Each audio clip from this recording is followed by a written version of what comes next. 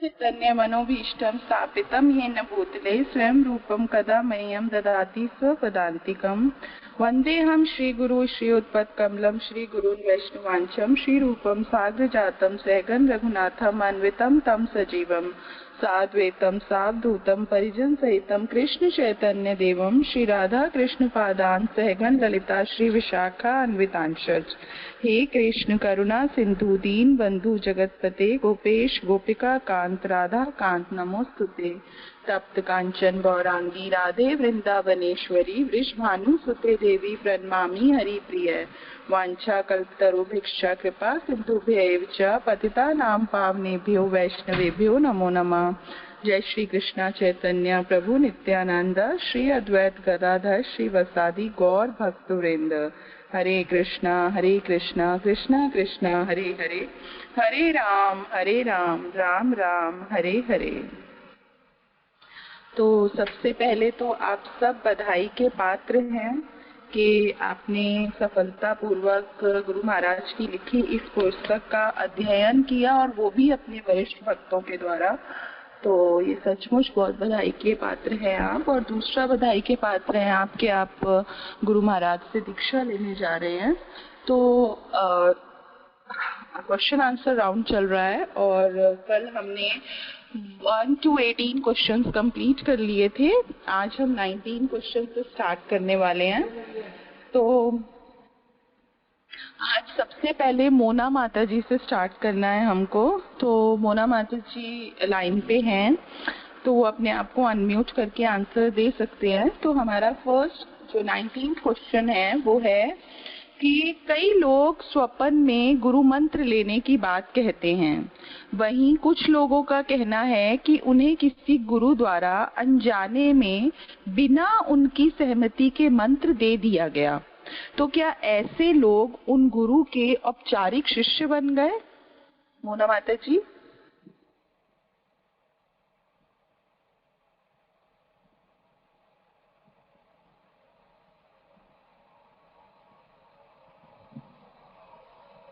तो मोना माता जी शायद है नहीं, तो आज फिर हमें स्टार्ट करना है पायल वर्मा माता जी से। तो पायल वर्मा माता जी, आप इस क्वेश्चन का आंसर देंगी? हरे कृष्ण माता जी, धन्यवाद प्रणाम। हरे कृष्णा धन्यवाद प्रणाम।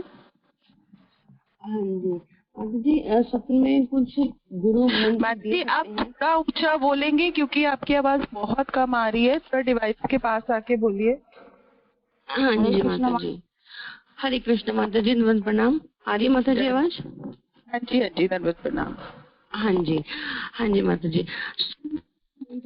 सकते हैं लेकिन गुरु दिव्य ज्ञान नहीं दे सकते। दिव्य ज्ञान प्राप्त करने के लिए शिष्य को एक प्रगट गुरु, एक प्रमाणिक गुरु को समर्पण करते हुए उनके पास जाकर उनकी सेवा करनी होती है। तब गुरु उसे दिव्य ज्ञान देंगे और उसे श्री श्री राधा कृष्ण की प्रेममय सेवा में लगाएंगे, जिससे शिष्य अपना कल्याण कर सकेगा। दीक्षा काले करे आत्मसमर्पण, अर्थात दीक्षा के समय शिष्य को आत्मसमर्पण करना होता है और तब शिष्य को दिव्य ज्ञान मिलता है। श्री श्री कृष्ण की प्रेममय सेवा में सेवा करते हुए अपने लक्ष्य श्री कृष्ण के प्रेम को प्राप्त कर सकता है। यदि किसी व्यक्ति को अनजाने में ही गुरु के द्वारा मंत्र दे दिया जाए तो दीक्षा नहीं कहलाता। ऐसे शिष्य को पुनः शास्त्रिक विधि जो हमने इस पुस्तक में बताई है उसके अनुसार गुरु का धारण करना चाहिए, वर्ण करना चाहिए। हरे कृष्ण माता जी, धन्यवाद प्रणाम। तो बिल्कुल सही, धन्यवाद माता जी। तो अगला प्रश्न जो है वो हमारा पिंकी माता जी से है।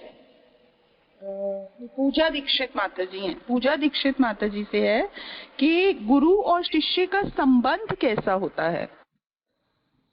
हरे कृष्ण माता जी, दंडवत प्रणाम।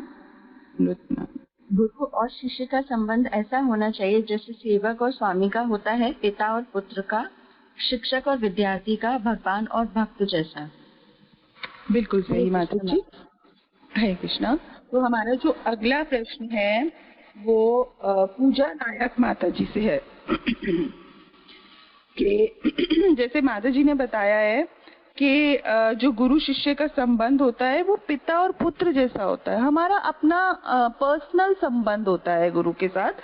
तो वो विद्यार्थी शिक्षक जैसा होता है, भगवान भक्त जैसा होता है। तो आप मुझे बताइए पूजा नायक माता जी, पूजा नायक माता जी, आप मुझे बताइए कि यदि गुरु का आध्यात्मिक पथ से पतन हो जाए तो क्या करना चाहिए?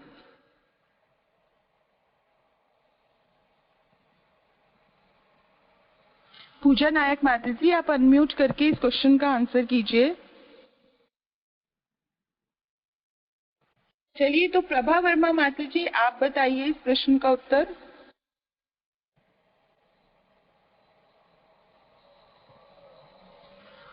प्रभा वर्मा माता जी।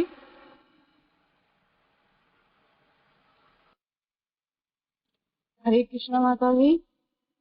हरे कृष्णा, दंडवत प्रणाम। मैं कुसुम बोल रही हूँ, मैं बताऊं? कौन बोल रहे हैं? कुसुम बोल रही हूँ। नहीं माता जी, टर्न वाइज चल रहा है, सीक्वेंस वाइज चल रहा है, तो जिसका मैं नाम ले रही हूँ वही आंसर करेगा। तो प्रभा वर्मा माता जी नहीं। हाँ जी, प्रभा वर्मा माता जी नहीं कर रही हैं आंसर, तो प्लीज ये प्रज्ञान राज प्रभु जी हैं, वो करें कि यदि गुरु का आध्यात्मिक पथ से पतन हो जाए तो क्या करना चाहिए? हरे कृष्ण माता जी, धन्यवाद प्रणाम।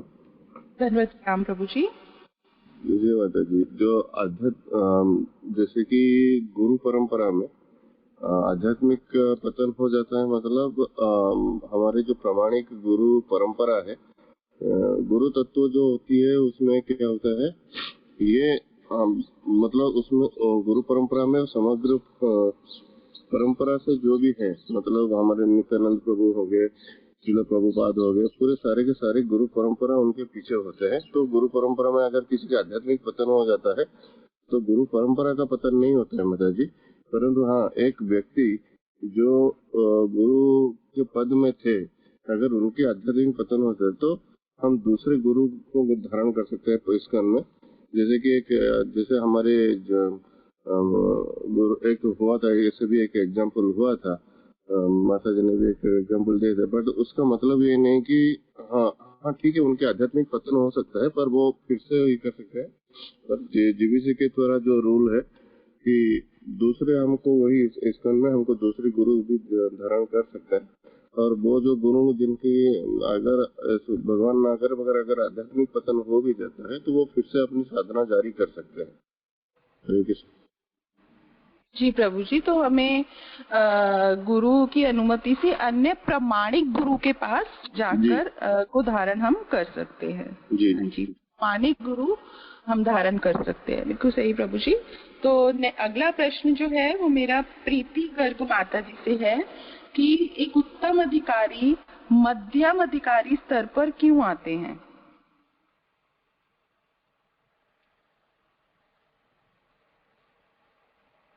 हरे कृष्णा माता जी, दंडवत प्रणाम। दंडवत प्रणाम माता जी, आप ना अपने डिवाइस के पास आके बोलिए, ऐसे आवाज बहुत कम आती है। हरे कृष्णा माता जी, दंडवत प्रणाम। दंडवत प्रणाम माता जी। अब आ रही है? थोड़ी कम आ रही है, बट ठीक है, बोलिए आप। उत्तम अधिकारी मध्यम अधिकारी स्तर पर तब आते हैं जब उन्हें प्रसार करने की आवश्यकता होती है। वैसे वो उत्तम अधिकारी ही होते हैं, लेकिन उन्हें प्रचार करने के लिए सारे मतलब उस उत्तम अधिकारी के स्तर से मध्यम स्तर पर आना पड़ता है।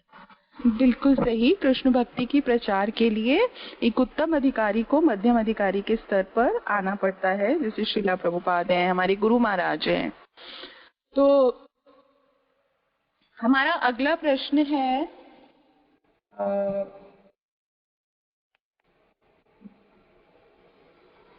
प्रेम दत्त प्रभु जी से कि क्या गुरु शिष्य को त्याग सकते हैं?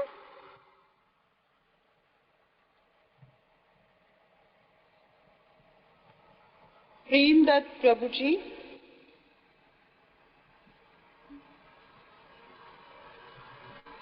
फिर उसके बाद है प्रेम पुष्पा देवीदास जी। अच्छा, ये ऑलरेडी। प्रियंका माता जी,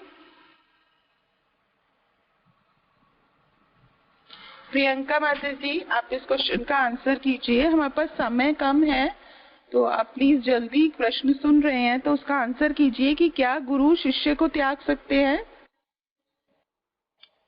हरे कृष्णा, दंडवत प्रणाम माता जी। हरे कृष्णा माता जी, दंडवत प्रणाम। जी हाँ, हाँ, दीक्षा के समय शिष्य अत्यम स्मरण स्मरण करता है और गुरु उसको पापों का नाश करते हैं। भविष्य में वे पाप नहीं करेंगे, इसका वचन गुरु शिष्य से लेते हैं। और यदि तब भी शिष्य पाप पूर्ण कर्म जारी रखता है तो इसका उत्तरदायित्व शिष्यों पर रहता है। हरे कृष्ण, दंडवत प्रणाम माता जी। जी माता जी, कोई और इसका क्वेश्चन आंसर करेगा क्या? हरे कृष्ण माता जी, मैं करूँ? प्रियंका माता जी करेंगी। प्लीज आप सीक्वेंस से ही चलिए। प्रियंका माता जी, आप इसका आंसर करेंगी कि क्या गुरु शिष्य को त्याग सकते हैं? यद्यपि माता जी ने बताया कि पाप कर्म में अगर लिप्त होता है शिष्य तो कर सकते हैं गुरु शिष्य का त्याग। प्रियंका माता जी, कुछ और ऐड करना चाहेंगे आप इसमें? हरे कृष्णा माता जी, दंडवत प्रणाम। हरे कृष्णा। हाँ, गुरु महाराज शिष्य का त्याग कर सकते हैं यदि शिष्य उनके बताए हुए आध्यात्मिक मार्ग पे नहीं चल रहा है, 16 माला जप नहीं कर रहा है और चारों नियमों का पालन नहीं करता है, तो गुरु महाराज जी अपने शिष्य का त्याग कर सकते हैं। बिल्कुल बिल्कुल, पाप कर्म कर रहा है, 16 माला जप भी नहीं कर रहा है, 4 नियमों का पालन भी नहीं कर रहा है, तो गुरु शिष्य को त्याग कर सकते हैं। जी तो जी माता जी। थैंक यू माता जी। तो पूनम खोखले माता जी है, पूनम खोखले माता जी, आप मुझे बताइए, क्या शिष्य के पापों को गुरु अपने ऊपर लेते हैं? हरे कृष्ण माता जी, दंडवत प्रणाम। मेरी पूनम आवाज खोखले माता जी। हरे कृष्ण माता जी, मेरी आवाज आ रही है? माता जी बहुत कम आ रही है, बहुत कम आ रही है, थोड़ा डिवाइस के नजदीक आइए आप। अभी आ रही है? हाँ जी, बोलिए। हरे कृष्ण जी।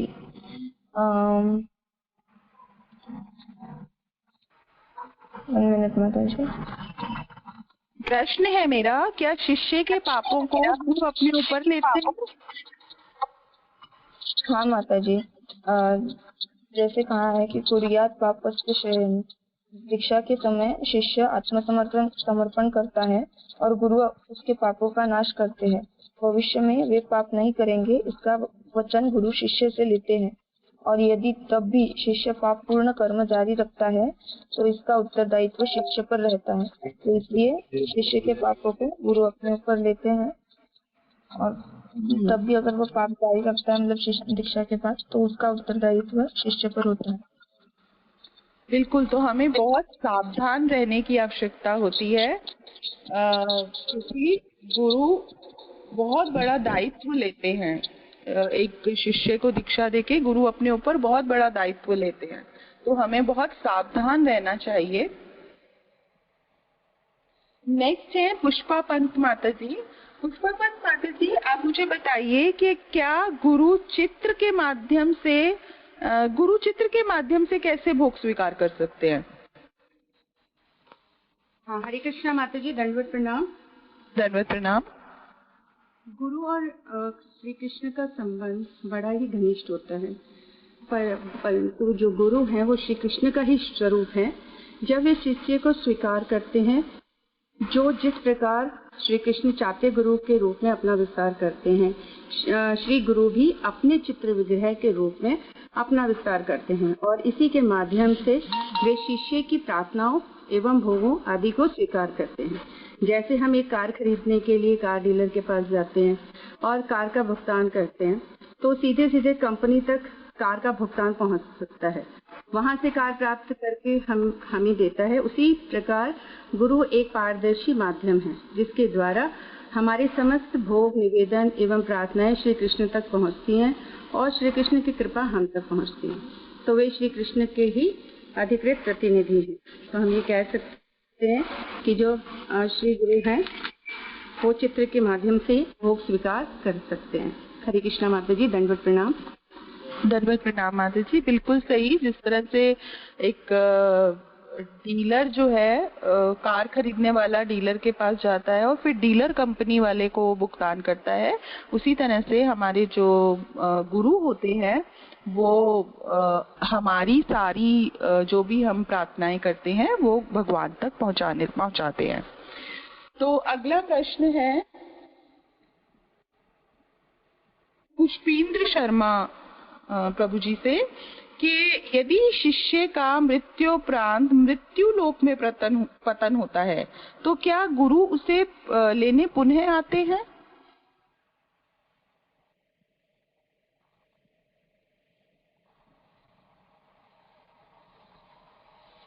पुष्पेंद्र शर्मा प्रभु जी, यदि वो नहीं है तो नेक्स्ट मेरा है राधा देवी दासी, राध्या देवी दासी माता जी से।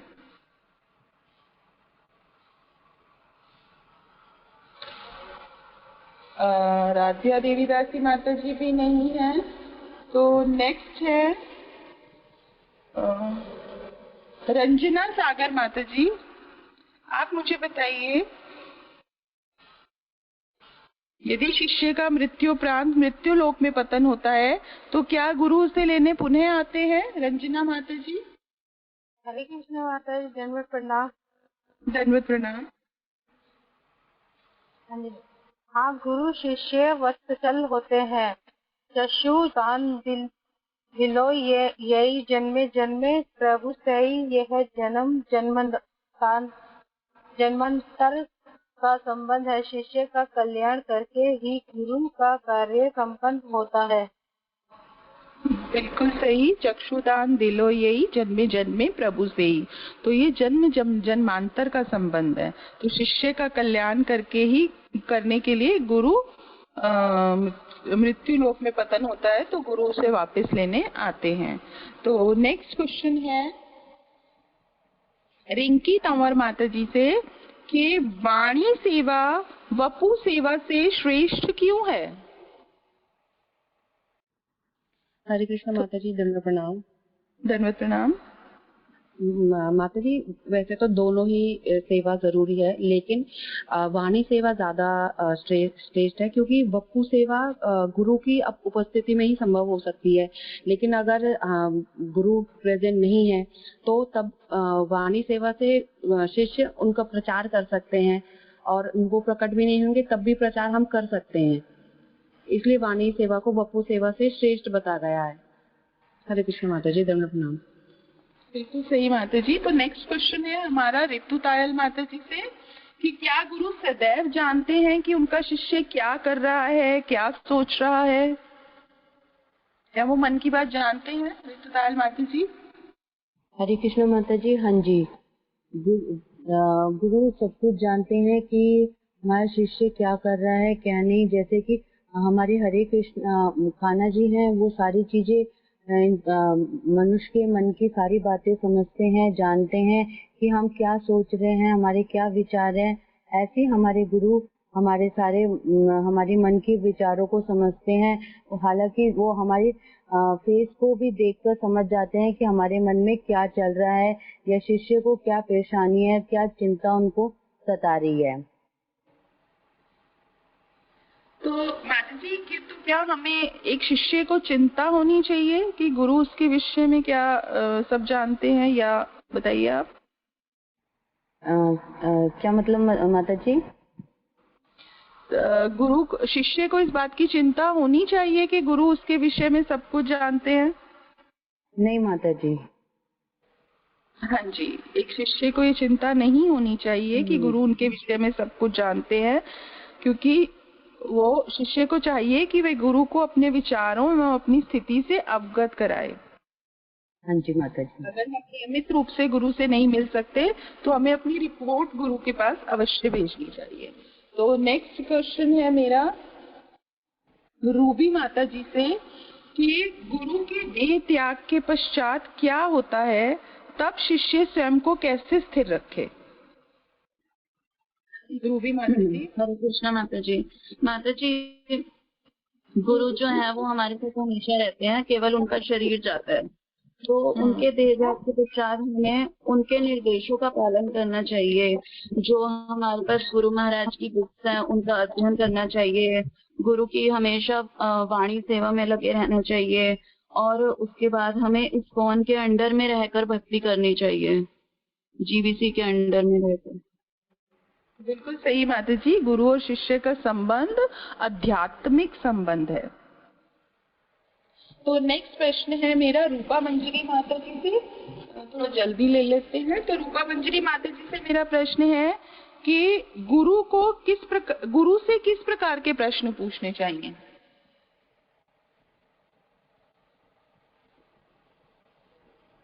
गुरु से किस तरह के प्रश्न पूछने चाहिए रूपा मंजरी माता जी? नहीं तो संगीता देवी माता जी आप इसका आंसर कीजिए कि गुरु से किस प्रकार के प्रश्न पूछने चाहिए।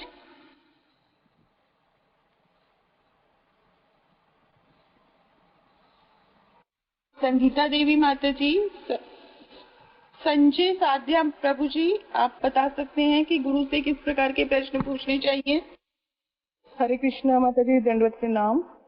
दंडवत प्रणाम माता जी। माता जी जैसे बताया, तद्वृद्धि प्रणिपातेने परिप्रश्ने सेवया सर्वप्रथम समर्पण, तत्पश्चात प्रश्न। एक शिष्य को सर्वप्रथम गुरु का समर्पण करना चाहिए, तब प्रश्न करना चाहिए, ना कि ये सोचना चाहिए कि देखता हूँ इन्हें कितना ज्ञान है अथवा मेरे अनुसार ये उत्तर देते हैं या नहीं। ये प्रश्न करने की उचित विधि नहीं है। शिष्य को विनम्रता पूर्वक अपने गुरु से अपने संबंधित प्रश्न पूछना चाहिए, ना कि निरर्थक भौतिक प्रश्न जैसे मेरा विवाह कब होगा, मेरी नौकरी कब लगेगी, मुझे पुत्री या पुत्र कब प्राप्त होंगे। ऐसे प्रश्न जो उसकी आध्यात्मिक पथ को प्रशस्त करे, केवल वही प्रश्न हमें पूछने चाहिए अपने गुरु महाराज से। हरे कृष्णा माता जी, दंडवत प्रणाम। बिल्कुल सही माता जी। तो नेक्स्ट प्रश्न जो है वो मेरा सौरभ प्रभु जी से है कि क्या मेरे लिए गुरु का चयन करना कृष्ण का कार्य है? सौरभ प्रभु जी। माता जी वैसे तो माता जी कृष्ण जी ने शास्त्रों में जो भगवान ने हमें शास्त्र दिए हैं उसमें गुरु को चुनाव करने के लिए भी भगवान ने बताया कि गुरु में और गुरु की योग्यता को देखकर हमें गुरु का चुनाव करना चाहिए, जो शास्त्र कहते हैं उस तरीके से। प्रभु जी आपका मुझे आंसर ठीक से सुनाई नहीं दिया, थोड़ा आवाज गई थी। नहीं माता जी, कृष्ण जी ने जो शास्त्र हमें दिए हैं, जो शास्त्रों में लिखा है कि गुरु को कैसे चुनाव करना चाहिए, कि गुरु एक प्रामाणिक परंपरा से होना चाहिए और गुरु वही कहने चाहिए जो शास्त्र में लिखा है, उस तरीके से हमें गुरु का चुनाव करना चाहिए शास्त्र पढ़कर। ये हमारा कार्य है। नहीं, प्रश्न है कि क्या गुरु का चयन कृष्णा करते हैं हमारे लिए? माता जी कृष्ण ही सब कुछ करते हैं ना, क्योंकि कृष्ण ही हमें, अगर हमारी इच्छाओं को देखकर, हमारी गंभीरता को देखकर हमें गुरु के पास तक पहुंचाते हैं। बिल्कुल बिल्कुल बिल्कुल। तो ये हमारा भी कर्तव्य है और कृष्ण का भी कर्तव्य है कि हम कृष्णा से प्रार्थना करें और फिर कृष्ण हमें अपने गुरु से मिलवाते हैं। तो नेक्स्ट, थैंक यू प्रभु जी। तो नेक्स्ट मेरा प्रश्न है सीमा चहल माता जी से कि गुरु के श्री चरणों में पूर्ण समर्पण करने से हमें कौन रोकता है? हरे कृष्ण माता जी, दंडवत प्रणाम। हरे कृष्ण माता जी, दंडवत प्रणाम। माता जी, माया, मन, अहंकार, समर्पण का भय। माया अर्थात शरीर और शरीर के संबंधी चाहते हैं कि हम माया में रहें और उनके सेवा करें, गुरु एवं कृष्ण की नहीं। मन कहता कि मुझे कड़ी तपस्या नहीं करनी, मेरी इंद्रिय तृप्ति की योजनाएं चौपट हो जाएंगी। अहंकार कहता कि मैं बड़ा साहब बनना चाहता हूँ, मैं कि गुरु और कृष्ण की सेवा, मुझे गुरु की सेवा और उनके चरणों में समर्पण करने की आवश्यकता नहीं है। समर्पण का भय है, आध्यात्मिक जीवन दुखदायी होगा, तपस्या करनी पड़ेगी, प्रातः जल्दी उठना होगा, स्त्री संग में बाधा उत्पन्न होगी, ब्रह्मचर्य का पालन करना होगा, नियमित माला का जप करना होगा। ये सभी हमें गुरु के चरणों में समर्पण करने से रोकते हैं। हरे कृष्ण माता जी, धन्यवाद प्रणाम। बिल्कुल सही माता जी कि माया हमें गुरु के श्री चरणों में पूर्ण समर्पण करने से रोकती है, विभिन्न रूपों में आके माया रोकती है। तो नेक्स्ट क्वेश्चन जो है वो मेरा सेविका प्रिया माता जी से है कि क्या गुरु शिष्य को अपनी व्यक्तिगत सेवा में लगाते हैं? शगुन लोधी माता जी, आप इसका आंसर दीजिए कि क्या गुरु शिष्य को अपनी व्यक्तिगत सेवा में लगाते हैं?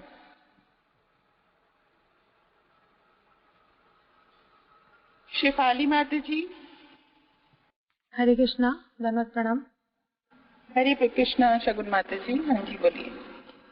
हाँ, प्रामाणिक गुरु यदि हमें अपनी व्यक्तिगत सेवा में लगाए तो हमें स्वयं को बड़ा भाग्यवान समझना चाहिए, परंतु अधिकतर प्रामाणिक गुरु हमें श्री कृष्ण की सेवा में लगाते हैं, जैसे पुजारी, प्रचारक एवं अन्य सेवाएं। बिल्कुल, गुरु कभी भी शिष्य को अपनी व्यक्तिगत सेवा में नहीं लगाते, वे कृष्णा की सेवा में लगाते हैं। तो नेक्स्ट प्रश्न जो है वो मेरा शेफाली माता जी से है कि क्या शिक्षा गुरु दीक्षा गुरु एक ही है?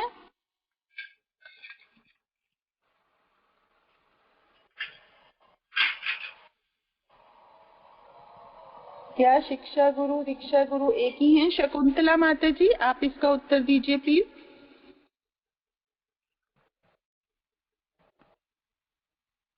शालिनी सिंह माता जी।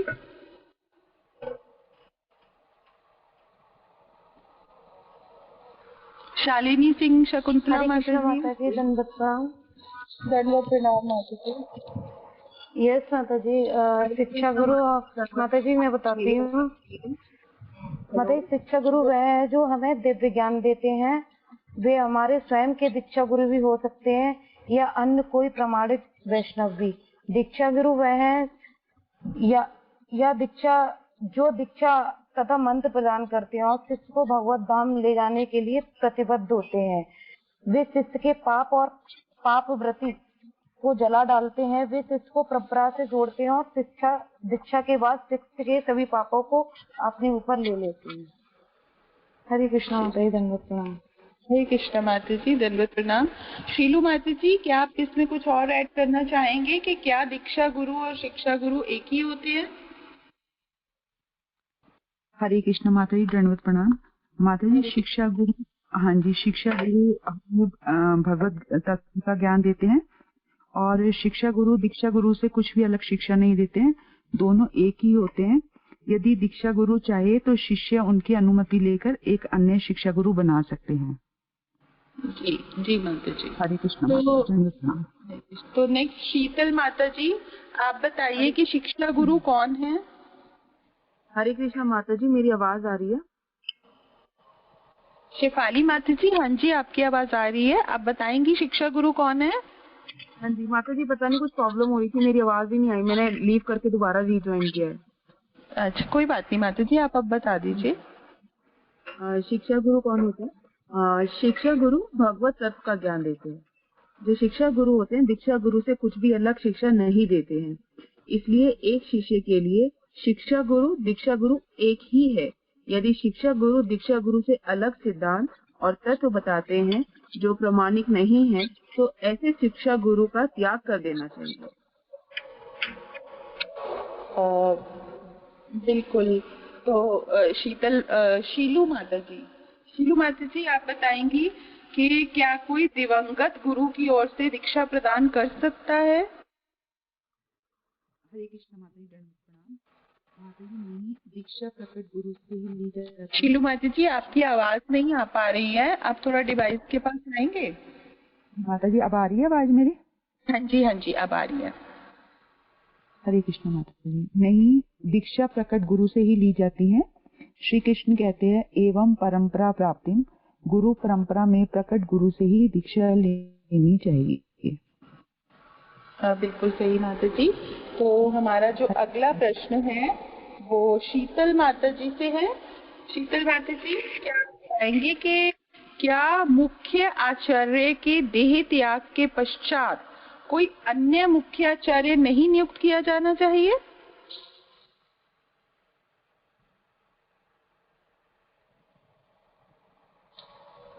शिवा परमार प्रभु जी, आप बताइए इसका उत्तर। माता जी, मैं माता जी हूँ। माता जी, हरे कृष्णा। हरे कृष्णा, बात बोलिए। आपको प्रश्न क्या? हाँ, तो सामान्यतः मुख्य गुरु अपने देह त्याग के पहले उत्तराधिकारी को नियुक्त कर देते हैं, तो हमें देह त्याग के जो पश्चात जो देह त्याग कर देते हैं गुरु, उनको गुरु धारण नहीं करना चाहिए। हमें व्यक्तिगत रूप से गुरु जीवन में धारण करना चाहिए, जो हमें एक अच्छे मार्ग भगवत प्राप्ति के एक अच्छे मार्गदर्शन करा सके और हमें एक दिव्य ज्ञान प्राप्त करा सके। हरे कृष्ण।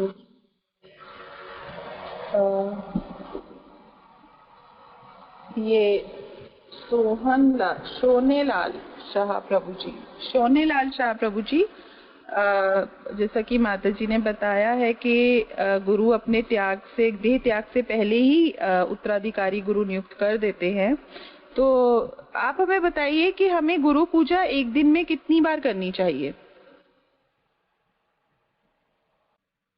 हरे कृष्णा। दंडवत प्रणाम माता जी। दंडवत प्रणाम। गुरु को कम से कम एक दिन में 3 बार, कम से कम 3 बार गुरु कृपा लेनी चाहिए। बिल्कुल, श्री गुरु का स्मरण करना चाहिए, गुणगान करना चाहिए उनके। वैसे तो हमें हर समय गुरु का स्मरण करना चाहिए, हर समय कृष्णा का भी स्मरण करना चाहिए, किंतु फिर भी यदि बहुत व्यस्त हैं तो दिन में कम से कम 3 बार हमें श्री गुरुदेव का स्मरण, गुणगान और उनके चरणों में वंदना करनी चाहिए। और हमारा कर्तव्य है कि हम अपने गुरु के निर्देशों का पालन, मतलब हमारी फर्स्ट प्रायोरिटी होना चाहिए गुरु की आज्ञा का, निर्देशों का पालन करना। तो नेक्स्ट क्वेश्चन है वो सृष्टि शर्मा माता जी से है। व्यास पूजा का क्या अर्थ है?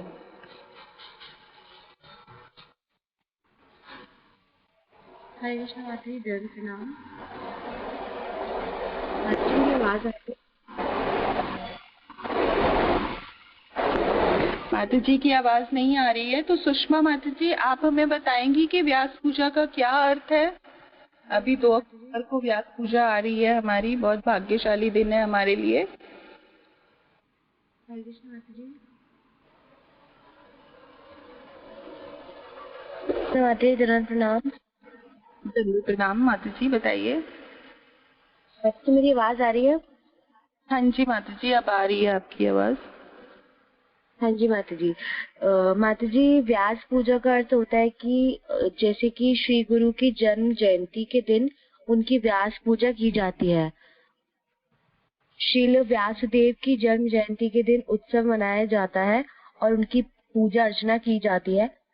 चूंकि वर्तमान में व्यासदेव हमारे समक्ष नहीं है, इसलिए उनके प्रतिनिधि स्वरूप श्री गुरु की पूजा अर्चना की जाती है। बिल्कुल सही बात है जी। तो नेक्स्ट है हमारे। माता जी मैं बोलूं जरा? हाँ जी प्रभु, मैं बोलूं माता जी? हाँ, जैसे गुरु महाराज ने ये बताया है कि जैसे एक कर्मकांडी ब्राह्मण गणपति की पूजा एक सुपारी के माध्यम से करवाता है, सुपारी में गणपति का आह्वान करके वह सुपारी की पूजा करवाता है। यह सुपारी की पूजा नहीं है, अपितु गणपति की पूजा है। उसी प्रकार व्यास पूजा श्री गुरुदेव की पूजा के माध्यम से आदि गुरु श्री व्यासदेव की पूजा है। हम पर श्री व्यासदेव का ऋण है, वह ऋण हम व्यास पूजा के दिन गुरु पूजा के माध्यम से चुकाते हैं। शिष्यगण व्यास पूजा बड़े धूमधाम से मनाते हैं और अपने गुरु को भेंटें प्रदान करते हैं। ये सभी भेंटें श्री गुरु श्री व्यासदेव की ओर से ग्रहण करते हैं और उन्हें ही अर्पित करते हैं। हरे कृष्णा। गुरुदेव महाराज की जय हो। तन्वी माता जी आप बताएंगी कि दीक्षा लेने की सही आयु क्या है?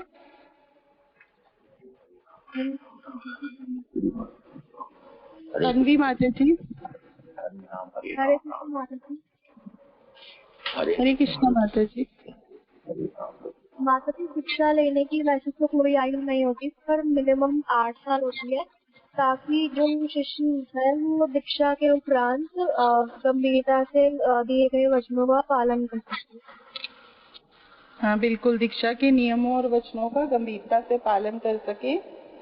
तो उदाहरण हमें दिए हुए हैं। तो नेक्स्ट है हमारी तापसी माता जी, आप इसका उदाहरण दे सकती हैं, जैसे किसको दी गई थी दीक्षा बचपन में। हरे कृष्णा माता जी, दंडवत प्रणाम। हरे कृष्णा माता जी, दंडवत प्रणाम। दीक्षा लेने की आयु वैसे तो कोई निर्धारित नहीं है।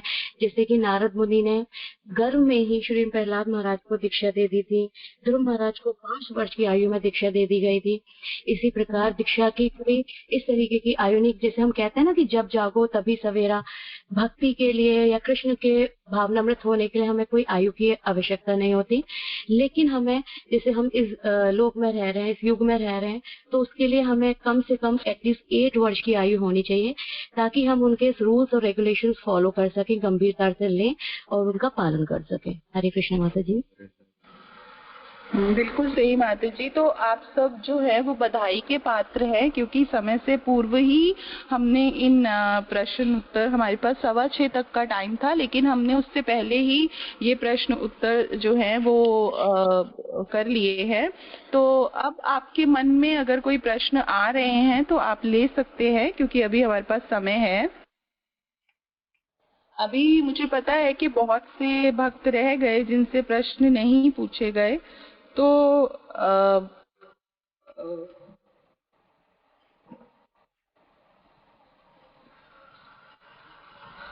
लेकिन प्रश्न समाप्त हो गए हमारे पास। हरे कृष्ण माता जी, दंडवत प्रणाम।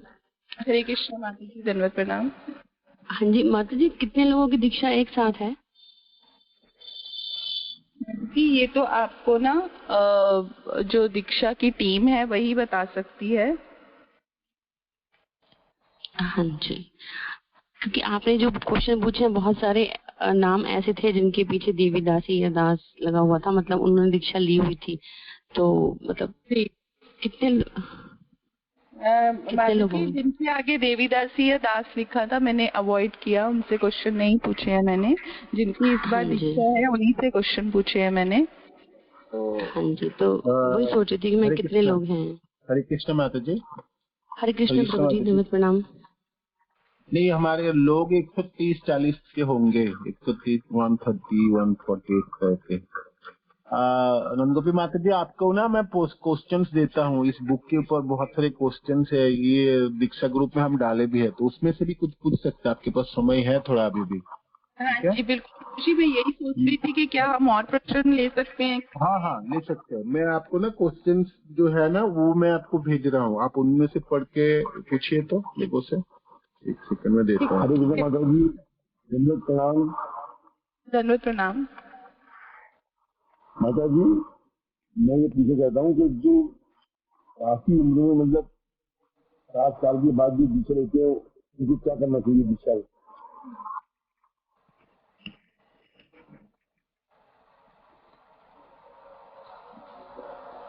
माता जी।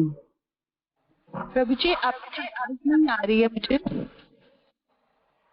मेरा प्रश्न ये है, हरे कृष्ण दंडवत माता जी, कि जो उनके आखिर में मतलब दीक्षा लेते हैं, उनको आध्यात्मिक प्रगति के लिए ज्यादा से ज्यादा क्या करना चाहिए दीक्षा लेने के बाद?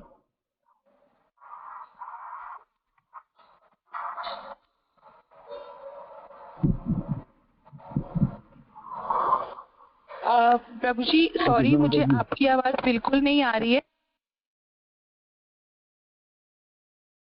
मैं अपना नेक्स्ट क्वेश्चन जो है वो ट्विंकल लांबा माता जी से कर रही हूँ कि आप मुझे बताइए कि गुरु शब्द का क्या अर्थ है?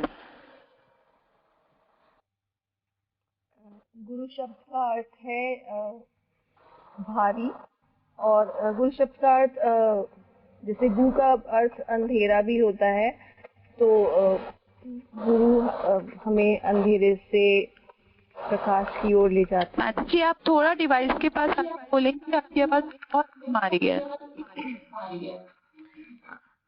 गुरु शब्द का अर्थ है भारी, और ज्ञान जो होता है वो सबसे भारी होता है, अर्थात महान होता है। तो हमें गुरु जो है ज्ञान प्राप्त मतलब प्रदान करते हैं। और गुरु का अर्थ गु का अर्थ अंधकार भी होता है। तो और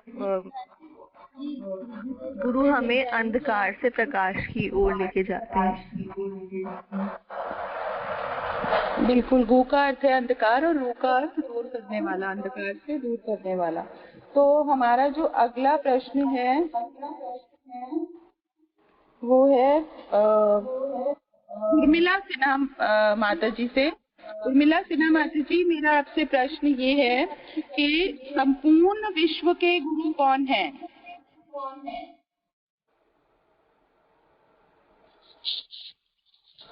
हरे कृष्णा माता जी, दंडवत प्रणाम।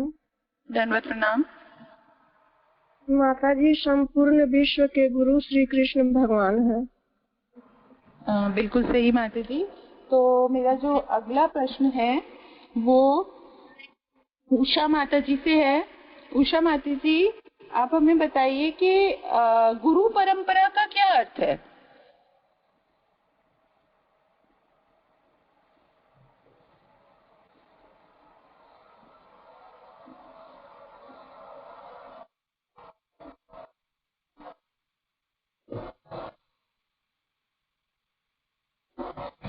तो उषा माता जी, तो वंश गुप्ता प्रभु जी, आप आंसर कीजिए इसका। गुरु परंपरा से का क्या अर्थ है? वंश प्रभु जी,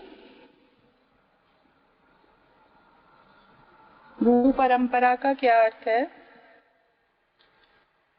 वंश गुप्ता प्रभु जी।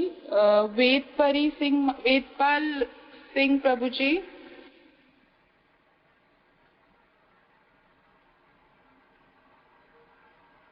वीना माता जी, क्या आप इसका आंसर करेंगी? जी माता जी, हरे कृष्णा। हरे कृष्णा माता जी, दंडवत प्रणाम। हरे कृष्णा, दंडवत प्रणाम। वीना माता जी, आप बताइए। हरे कृष्णा माता जी, बता रही हूँ।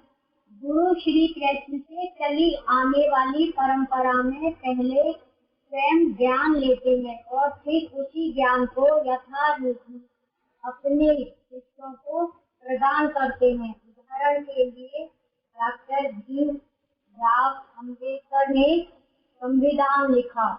उस ज्ञान को कुछ लोगों ने ग्रहण किया और उसे अपने शिष्यों को समझाया। इस प्रकार उनके द्वारा लिखा हुआ ज्ञान धीरे धीरे कनिष्ठ लोगों तक पहुंच गया। इसी प्रकार गुरु भगवान श्री कृष्ण से चली आने वाली परंपरा से ज्ञान अर्जित करके अपने शिष्यों तक पहुंचाते हैं। हरे कृष्णा माता जी। बिल्कुल सही माता जी। तो नेक्स्ट प्रश्न जो है वो हमारा विनीता सिंह माता जी से है। विनीता सिंह माता जी, स्कंद पुराण के अनुसार गुरु का क्या अर्थ है?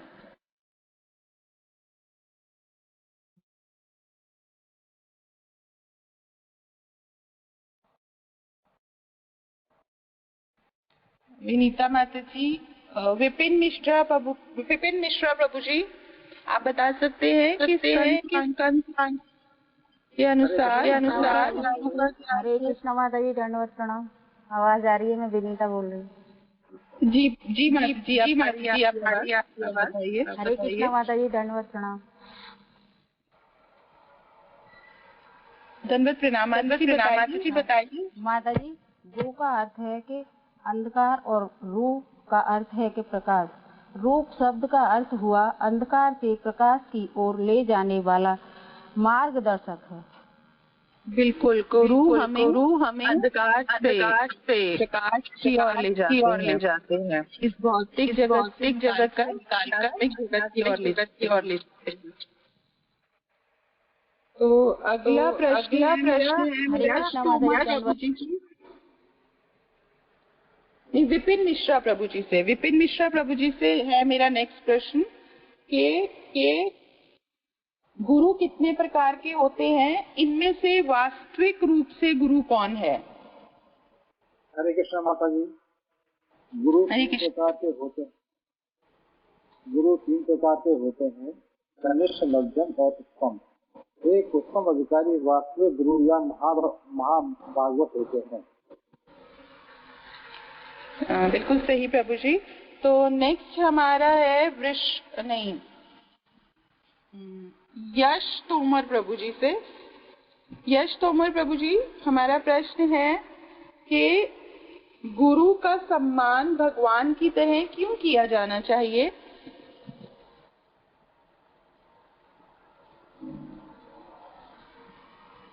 यश तोमर प्रभु जी, गुरु का सम्मान भगवान की तरह क्यों किया जाना चाहिए?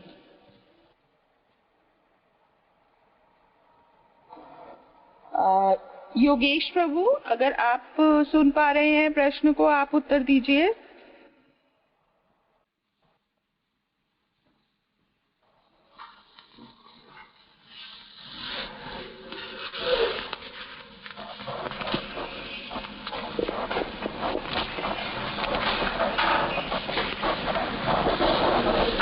हरे कृष्णा माता जी। हरे कृष्णा प्रभु जी, दंडवत प्रणाम। हरे कृष्णा माता जी। हरे कृष्णा प्रभु जी, आंसर कीजिए।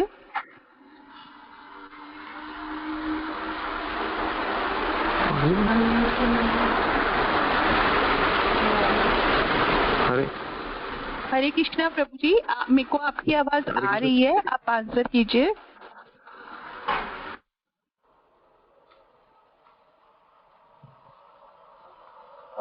शायद कुछ प्रॉब्लम है। तो नेक्स्ट है मिथिलेश माता जी, आप इसका आंसर कीजिए। क्वेश्चन रिपीट करेंगे एक बार? जी प्रभु जी, प्रश्न है कि गुरु का सम्मान श्री कृष्ण की तरह क्यों किया जाना चाहिए?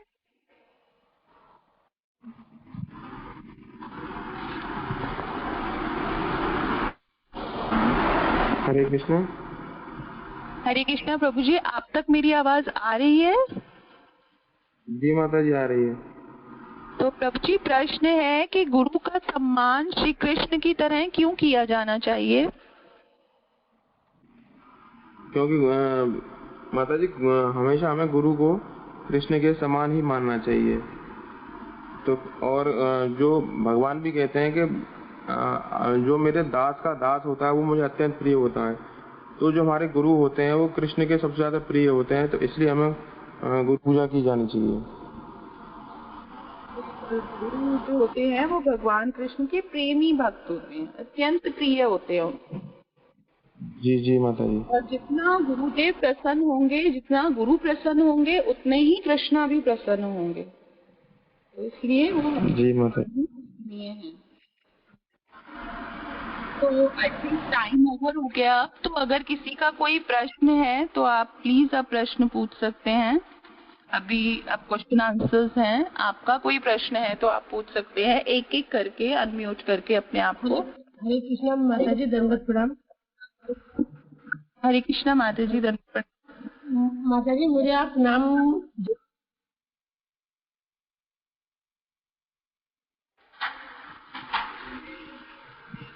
जी माता जी बोलिए।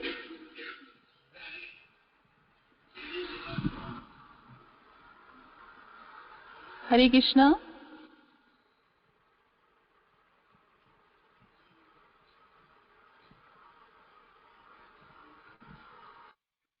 हरे कृष्णा माता जी, दंडवत प्रणाम।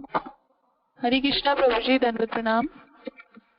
माता जी, नाम नहीं बोला गया आज भी हम लोगों का, हमारा प्रभु जी एक्चुअली बहुत सारे श्याम सिंह प्रभु जी बोल रहे हैं, तो ठीक है श्याम सिंह प्रभु जी, आपसे मैं एक प्रश्न पूछ लेती हूँ, आप उसका उत्तर दीजिए।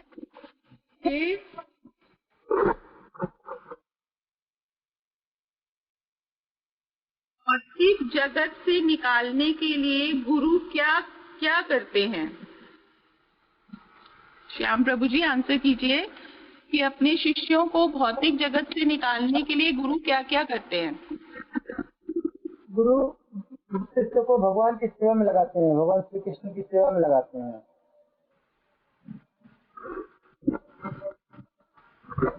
और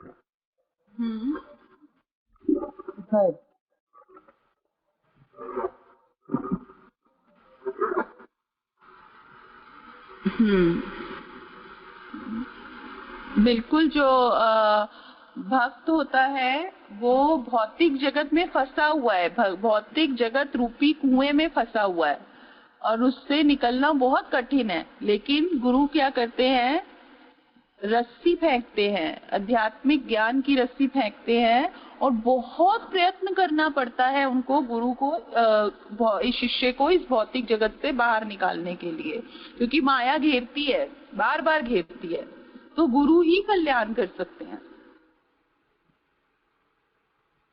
तो किसी और का कोई प्रश्न है? हरे कृष्ण माता जी, बहुत प्रणाम। माता जी मेरा भी नाम नहीं आया।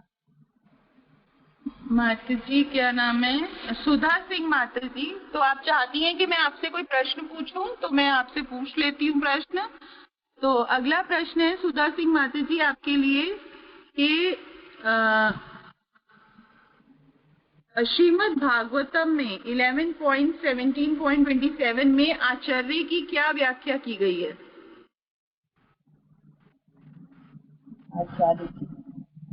आचार्य विधान्या कुछ ऐसे करके है। माता जी थोड़ा ऊंचा बोलेंगे प्लीज। गुरु क्या बोला माता जी आपने? श्रीमद् भागवतम में आचार्य की क्या व्याख्या की गई है 11.17.27 में? 11 कैंटो 17 चैप्टर और 27 श्लोक में आचार्य की क्या व्याख्या की गई है? आचार्य विधान्या ऐसे कुछ करके है माता जी, मतलब गुरु ही अभी शास्त्रों की ज्ञाता होते हैं, गुरु ही हमें भवसागर से पार करा सकते हैं। ये वाला क्वेश्चन आंसर हमें दे नहीं पा रहे क्योंकि मैंने अभी शुरू ही किया पढ़ना। हरे कृष्ण माता जी। हरे कृष्णा माता जी, धन्यवाद प्रणाम। धन्यवाद प्रणाम माता जी। मैं आरती बोल रही हूँ, मैं दे दो माता जी। मेरा कल भी नाम बोला, आज भी नहीं बोला माता जी। कौन बोल रहे हैं आप? माता जी मैं आरती बोल रही हूँ। आरती माता जी, आप इस प्रश्न का उत्तर दीजिए। एक्चुअली इतने सारे नाम हैं तो नहीं हो पाया सबका नाम, लेकिन जिनका छूट गया है वो आप बोल दीजिए कि भागवतम के अनुसार आचार्य की क्या परिभाषा दी गई है। ठीक है माता जी। हरे कृष्ण माता जी। मनुष्य को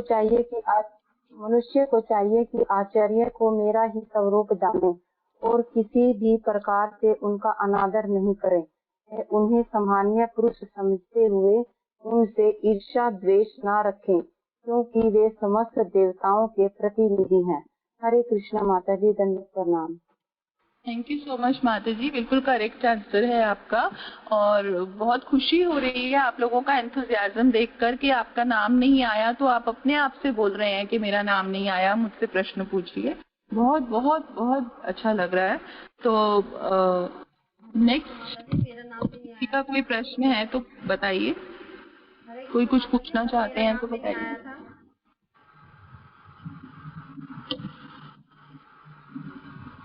हरे कृष्ण माता जी, मैं निर्मल बोल रही हूँ, मेरा नाम भी नहीं आया था कल।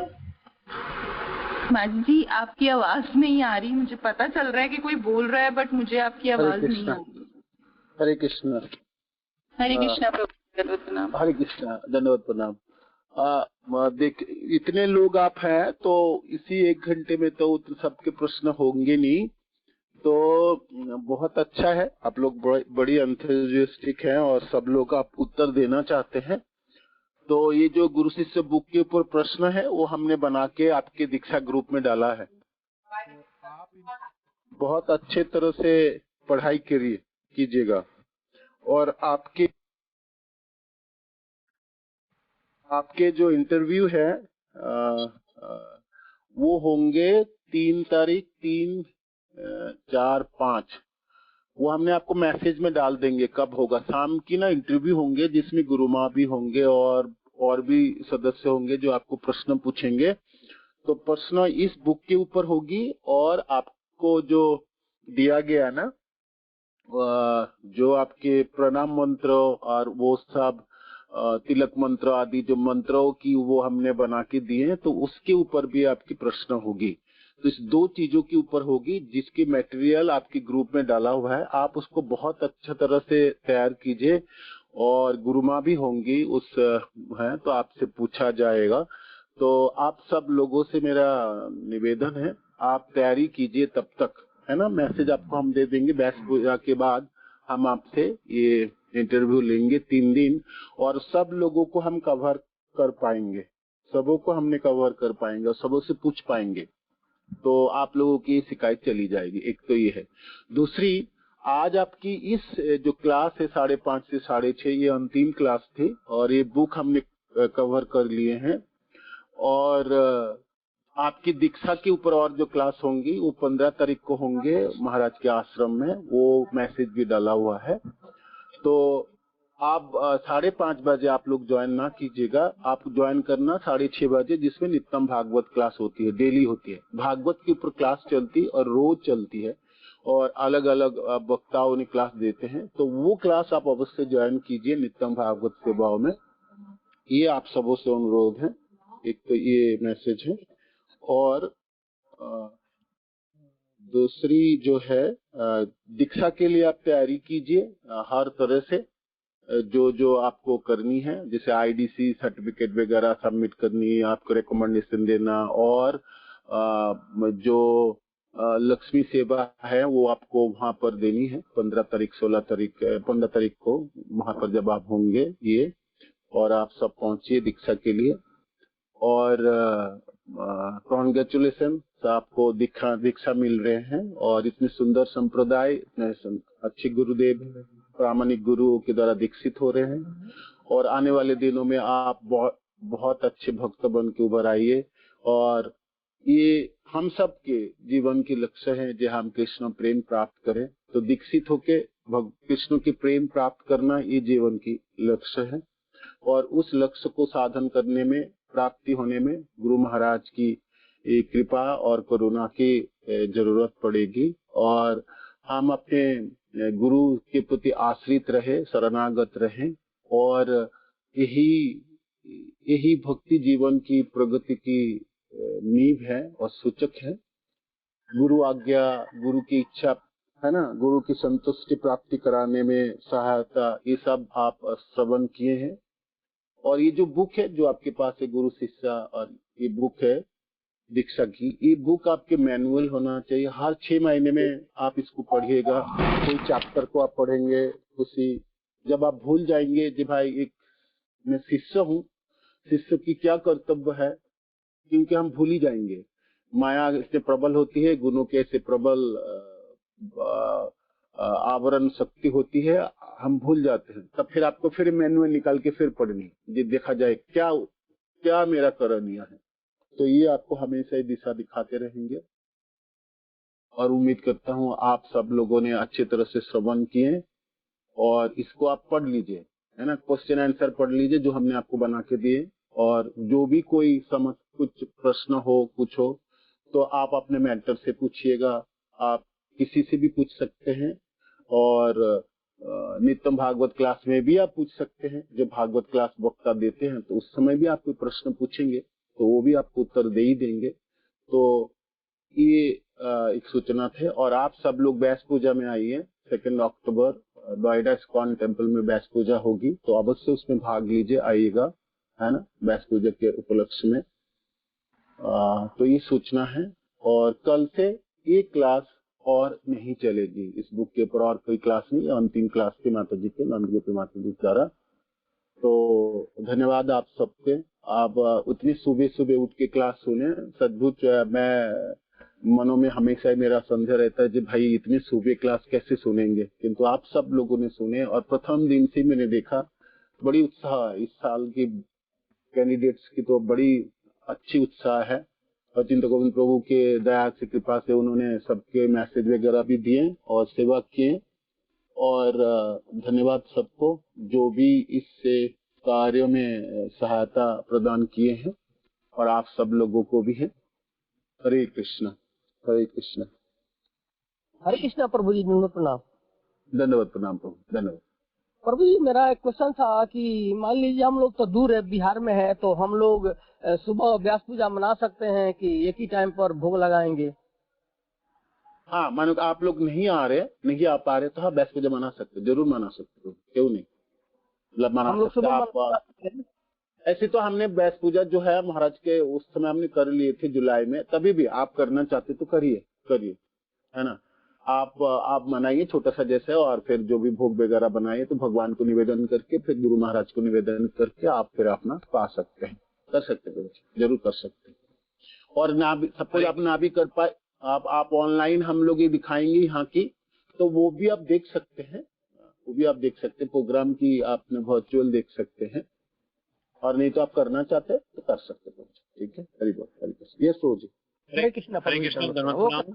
एक जरूरी सूचना सभी के लिए, 3, 4, 5 को जो क्लासेस होंगी तो उसके अंदर अगर कोई डिवोटी नाम बोलने पर अगर रिप्लाई नहीं करता है तो वो मार्क एब्सेंट किया जाएगा। अभी क्या हो रहा है कि अब जब हमने देखा जैसे 2 दिन से क्वेश्चन आंसर चल रहे थे, अगर किसी का नाम लिया रहा है तो वो अनम्यूट ही नहीं करता, अपने आप को अनम्यूट नहीं कर रहे, तो इसका मतलब यही है कि आप क्लास में फिजिकली उपस्थित नहीं है, आपने सिर्फ क्लास लगा के छोड़ दी है। तो ये थोड़ा ध्यान रखें सब। और 3 और 4, 5, 3 तारीख 3 दिन में पूरे टाइम तक वहाँ पे अटेंटिवली अवेलेबल रहे। आपका नाम एक बार बोला जाएगा, उसके बाद फिर नाम दूसरी बार बोला जाएगा, फिर नहीं आपका नाम बोला जाएगा और आपकी अटेंडेंस एब्सेंट मार्क कर दी जाएगी।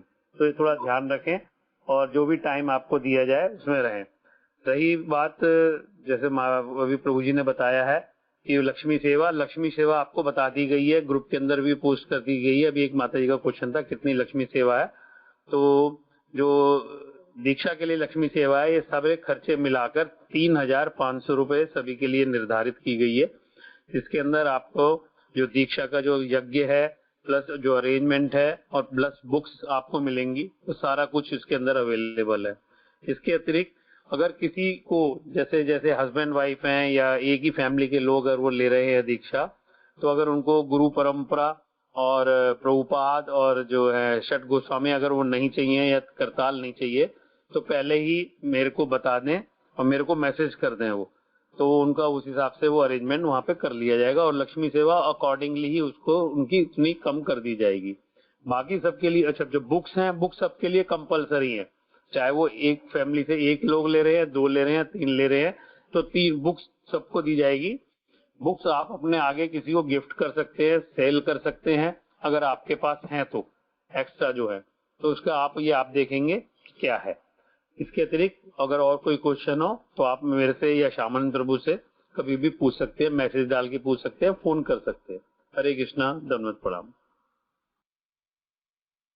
हरे कृष्ण, धन्यवाद प्रणाम सभी को। ये भागवत क्लास शुरू कीजिए।